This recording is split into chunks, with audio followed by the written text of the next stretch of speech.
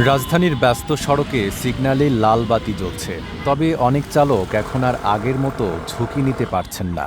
মোড়ে traffic police না থাকলেও কোথাও যেন অদৃশ্য নজরদারি চলছে। সিগন্যাল ভাঙা, উল্টো পথে চলা কিংবা হেলমেট ছাড়া মোটর সাইকেল চালানো সবকিছুই ধরা পড়ছে ক্যামেরায়। পরে সেই ফুটেজ যাচাই করে পৌঁছে যাচ্ছে ডিজিটাল মামলার নোটিশ। সড়কে শৃঙ্খলা ফেরাতে এআই চালিত ক্যামেরা ও প্রসিকিউশন ব্যবস্থা চালু করেছে ঢাকা মহানগর পুলিশ ডিএমপি। গত ৭ মে থেকে পরীক্ষামূলকভাবে শুরু হওয়া এই ব্যবস্থায় ৩ দিনের মধ্যেই রাজধানীর বিভিন্ন সড়ক থেকে ২৫০০-এর বেশি ট্রাফিক আইন ভঙ্গের ফুটেজ সংগ্রহ করা হয়েছে।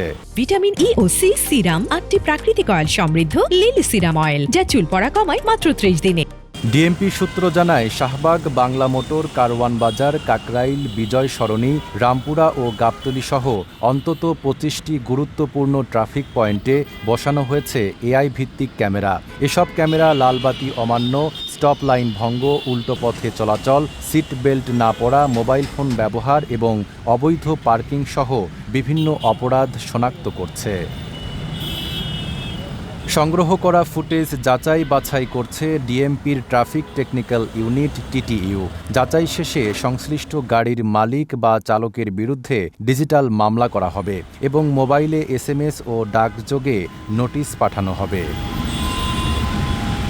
সংশ্লিষ্ট কর্মকর্তারা বলছেন, প্রযুক্তি নির্ভর এই ব্যবস্থার কারণে সড়কে সরাসরি গাড়ি থামিয়ে মামলা দেওয়ার প্রয়োজন কমবে।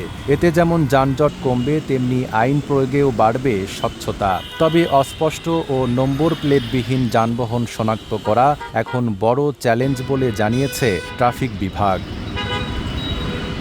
নাইম আরাবী, ঢাকা পোস্ট।